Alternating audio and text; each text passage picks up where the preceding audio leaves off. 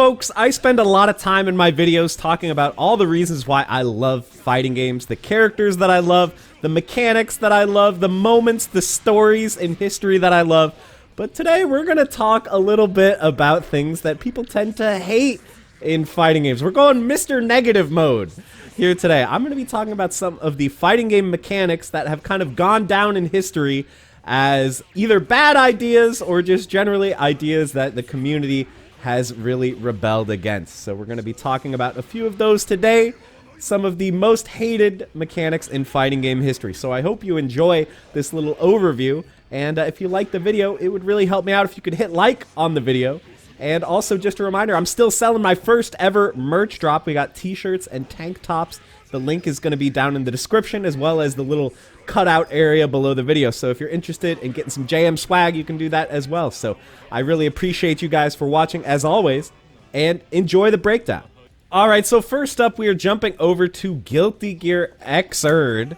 And you know, this game is pretty beloved by the Guilty Gear community these days. It's considered a very challenging game, a game that rewards you for putting time in, a game with a ton of depth and a ton of player expression. But there's one mechanic in this game that is pretty divisive among the community, and that is danger time. So, you know, in Guilty Gear, you can clash attacks if two attacks connect, and every time two attacks clash in Guilty Gear Xrd, there is a random chance that you're going to go into danger time. I believe it's like a 30% chance or something, and when you're in danger time, you do significantly increased damage, you get a boost of meter to work with, and in addition to that, you will have access to mortal counters. So you can see mortal counters essentially let you cancel any attack that can be Roman canceled into any other attack, and that is going to enable you to do some really insane damage. So you can do some pretty funny things with mortal counters. So one example is this is going to let a lot of characters combo into their dust. So now all of a sudden you can, you know, do ground combos into dust to get a launcher or a wall bounce. All right, so we'll mortal counter with this, and let's just run full screen. You can get some really funny combos using mortal counters. So, you know, there are some people who don't mind danger time too much. To be fair, clashes are somewhat rare, and it's only a 30% chance on the clash, so it doesn't really happen that often, so I definitely don't think it like ruins the game or anything. But I think most fighting game players are not a fan of mechanics like this just because they are purely random. It's just a percent chance of happening. It interrupts the flow of the match. You know, you have to play a lot more careful because you're worried about getting mortal countered.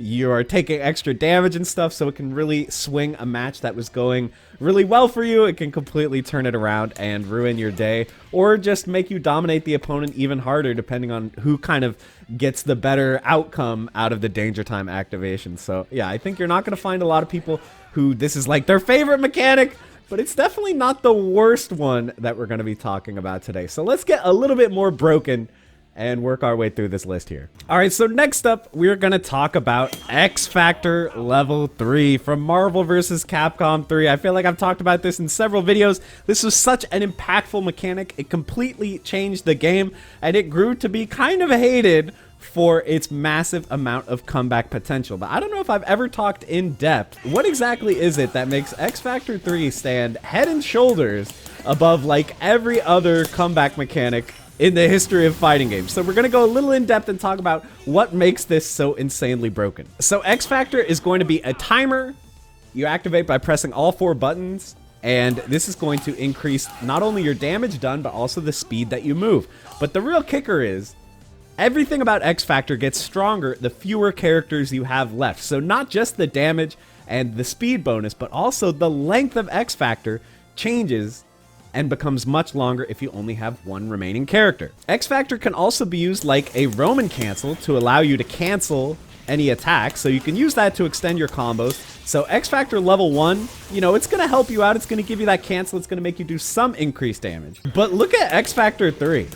I mean, like, we're doing so much past 100% with like the easiest possible combo. So a lot of characters in X Factor level 3, they'll literally touch of death a character off of any hit very easily.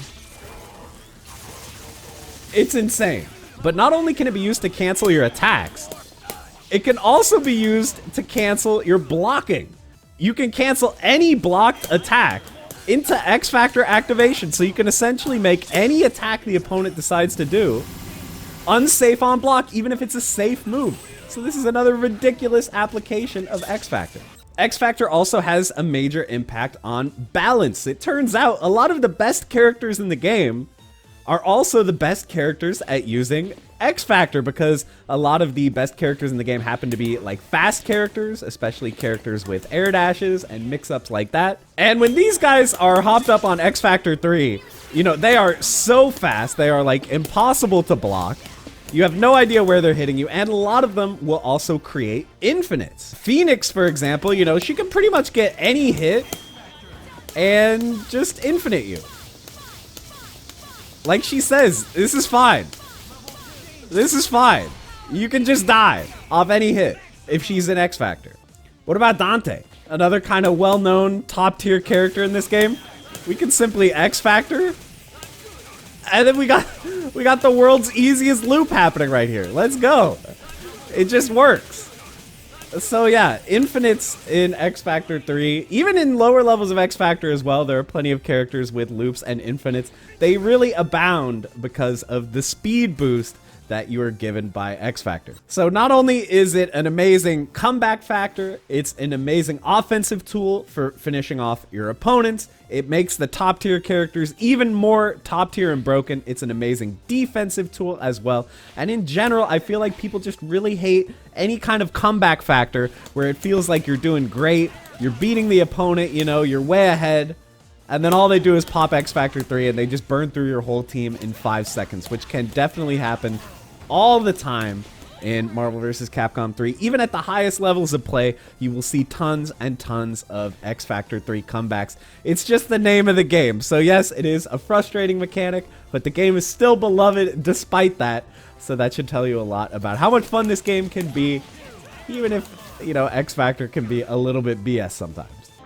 Alright, and for our last one here, we're talking about Super Smash Bros. Brawl. And everyone's favorite. Alright, and for our last one here, we're talking about Super Smash Bros. Brawl. And everyone's favorite or least favorite mechanic, which is, of course, tripping. So I know you guys are going to say, okay, this said fighting game list. Why is Smash Brothers on here? You can go ahead and type all those comments. Get them out of your system. Okay, I'll give you a second for that. You just tell me about how you don't think it's a fighting game, and I'll just ignore that. So I feel like this mechanic, it belongs at the top of my list today because this mechanic was so hated that basically a lot of people just didn't play the game. They just stuck with Melee. I feel like a big part of the success of the Melee scene comes down to not just tripping. There were other aspects of Brawl that people had problems with, but it was a big one. And I think it was an overall indicator of just like how people feel about the development of the game and the fact that, you know, they really wanted the game to be not for competitive play, whereas Melee was largely considered a pretty fun competitive game. So basically, if you guys don't know how this mechanic works, every time you run, you start running or you switch directions running, you have somewhere around a 1% chance, I believe, of simply falling down and landing on your butt. So there we go. We fell down, and it's basically the same as being knocked down. So eventually you'll just get up normally, or you can do, you know, your normal get up attacks or get up rolls that you would do from knockdown, except they're actually even nerfed. So here, for example, you know, you can do your normal waking up A attacks, but normally, you know, they have a certain amount of invincibility on your wake up attacks, but it's going to have less invincibility when you're getting up from a trip. So I guess they decided it's not punishment enough that you kind of lose control of your character randomly for no reason. There's nothing that you really do to influence this happening to you. It's not bad enough, but also, you know, you're going to get all your wake-up options that you would normally have access to. They're going to be nerfed during that trip as well. So I don't really know why they thought that this was the way to discourage competitive play from the game. If that was even the point, I guess they wanted to add a sense of randomness. They wanted that feeling that even if the opponent is better than you, you still have a random chance of winning if you get lucky, like a Mario Party type thing. But why do it on running? Running is like one of the most fundamental elements of the game. Like, you can't play the game without dashing and without running. It's so bizarre to me. So of course there have been many big Smash matches that have been decided by random trips. I'll show you some clips here.